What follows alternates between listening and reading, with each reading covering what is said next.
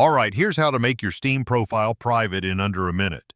First, open Steam and log into your account. In the top menu, click your username, then select View My Profile. Once you're on your profile page, click the Edit Profile button on the right side. Now in the left menu, click Privacy Settings. This is where all your visibility options are controlled. At the top, find My Profile. Open the drop-down and select Private. This hides your entire profile from other users. Now here are the other options you should know. Friends Only means only your friends can see your profile. Public means anyone can view it. You can also control game details separately, which means you can hide what games you play even if your profile isn't fully private.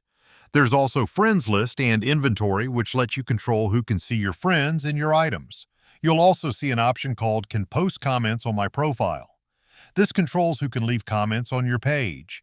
If you want to avoid spam or random messages, set it to Friends Only or Private.